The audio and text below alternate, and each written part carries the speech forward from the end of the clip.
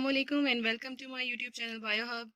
उम्मीद है आप मेरे चैनल को सब्सक्राइब कर चुके होंगे और अगर अभी तक आपने मेरे चैनल को सब्सक्राइब नहीं किया है तो अभी सब्सक्राइब करें और बेल आइकन को भी क्लिक करें। Today we are going to study chapter number 16 from class 10 biology book man and his environment. इसका पार्ट 1 जो है हम पढ़ चुके हैं, कवर कर चुके हैं। अगर आपने उस वीडियो को नहीं देखा है तो उसका जो है लिंक वो डिस्क्रिप्शन बॉक्स में आपको मिल जाएगा, आप उसको स्टडी कर सकते हैं। उसमें हमने पढ़ा था कि इंटरेक्शंस कैसी होती हैं स्पीशीज के बीच में, उनके रिलेशनशिप्स कैसे होते हैं। उसका जो थर्ड वन इंपॉर्टेंट रिलेशनशिप है दैट इज सिम्बायोसिस, जो कि हम आज स्टडी करने जा रहे हैं। सिम्बायोसिस क्या है? ऐसा रिलेशनशिप है जो कि दो मेंबर्स के बीच में होगा जो दोनों डिफरेंट स्पीशीज से ताल्लुक रखते हैं। ये जो पार्टनरशिप है, रिलेशनशिप है, ये लॉन्ग टर्म भी हो सकता है और शॉर्ट टर्म भी हो सकता है। सिम्बायोसिस किस तरह का होगा, उसकी बेस पे ये तीन तरह की इसकी टाइप्स हैं: पैरासाइटिज्म, म्यूचुअलिज्म एंड कमेंसलिज्म। सबसे पहला है पैरासाइटिज्म। पैरासाइटिज्म जो है उसमें एक पैरासाइट होगा और एक होस्ट होगा। दो डिफरेंट स्पीशीज के मेंबर्स होंगे, एक होस्ट है एक पैरासाइट है। होस्ट लार्जर पार्टनर होगा और पैरासाइट स्मॉलर पार्टनर होगा, जिससे होस्ट से पैरासाइट अपना फूड लेगा, शेल्टर लेगा, अपनी खुराक इससे ड्राइव करेगा और इसके बदले में उसको नुकसान पहुंचेगा। यानी कि पैरासाइटिज्म में एक जो मेंबर है उसको फायदा होता है और एक जो मेंबर है उसको नुकसान होता है।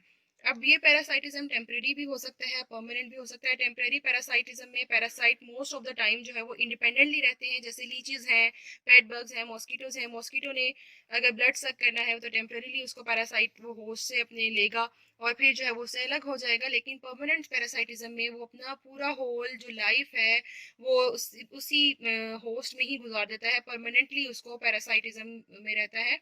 तो ये जो टाइप है उसमें उसने अपना सारा लाइफ स्पैन उसके साथ ही स्पेंड करना है होस्ट के। और ये है डिजीज कॉजिंग बैक्टीरियाज और वायरसेस वगैरह परमानेंट पैरासाइटिज्म जो है वो करते हैं, होस्ट को परमानेंटली ऑक्यूपाई करके और उसको जो है वो डैमेज पहुंचाते रहते हैं और खुद अपना फायदा हासिल करते हैं।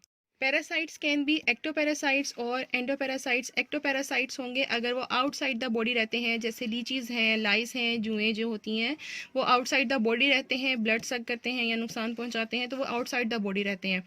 और एंडोपैरासाइट हैं अगर वो होस्ट के अंदर रह रहे हैं, inside the body of the host हैं और उधर से ही वो फूड ले रहे हैं, उधर से ही वो शेल्टर ले रहे हैं, जैसे वायरसेस हैं, टेपवर्म्स हैं या पेट में मौजूद जो कीड़े होते हैं।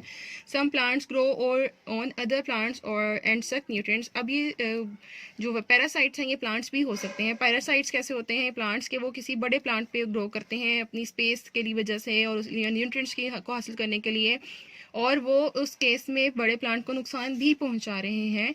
तो ये जो है पैरासाइट्स हैं वो एक्टोपैरासाइट्स होंगे। ऑब्वियसली वो प्लांट के अगर बाहर ग्रो कर रहे हैं तो, और अगर उन्होंने अपनी रूट्स जो है वो डीपली उसमें कर चुकी हैं तो वो फिर एंडोपैरासाइट्स भी कहलाएंगे।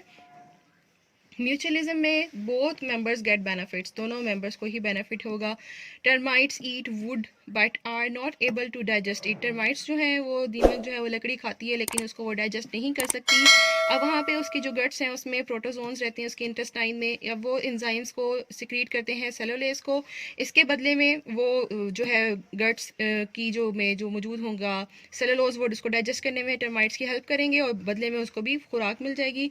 इन return get termite provides shelter and food to the protozoans. Third and last type of symbiosis is commensalism. Commensalism में क्या है? जैसे हमने पढ़ा कि पैरासाइटिज्म में one member gets benefit and the second one जो है उसको हार्म होगा। फिर हमने पढ़ा कि म्यूचुअलिज्म है, उसमें दोनों मेंबर्स को फ़ायदा था, दोनों ही मेंबर्स को जो है वो फ़ायदा पहुंच रहा था, किसी भी मेंबर को नुकसान नहीं था। लेकिन कमेंसलिज्म में क्या है? ऐसा रिलेशनशिप है कि जिसमें वन पार्टनर को तो बेनिफिट होगा, जो सेकेंड वन है वो नीदर बेनिफिटेड नॉर हार्म, ना तो उसको फ़ायदा पहुँच रहा है ना ही उसको कोई नुकसान पहुँच रहा है। जैसे कि सकर फिशेज़ हैं, वो अगर एक प्लेस से दूसरी प्लेस पे जा रही हैं तो वो क्या करेंगी? शार्क्स के साथ अटैच हो जाएंगी। शार्क्स को उनकी मौजूदगी का अंदाज़ा भी नहीं होगा क्योंकि वो इतनी बड़ी जिसामत में होती हैं। सकर फिशेज़ जो है उसके ऊपर अटैच हो जाएंगी और जब उन्हें जहाँ जाना है वहाँ पे पहुँच कर वो अपने आप को उससे डिटैच कर लेंगी, शार्क से अलग कर लेंगी। ये है कमेंसलिज्म, यानी कि जिसमें एक पार्टनर बेनिफिट ले रहा है और दूसरा पार्टनर जो है वो नीदर बेनिफिटेड नॉर हार्म, ना तो फ़ायदा होगा उसको ना ही नुकसान होगा। So dear students and fellows, it was all about symbiosis. उम्मीद है आपको समझ आई होगी और आपको अच्छा लगा होगा मेरा लेक्चर। अगर आपको अच्छा लगा है तो अपना कमेंट्स में फीडबैक ज़रूर दें मुझे और मेरे चैनल को सब्सक्राइब भी करें। उम्मीद है जब ये वीडियो आप तक पहुँचेगी तो आप ईमान और सेहत की बेहतरीन हालत में होंगे। अल्लाह हाफिज़।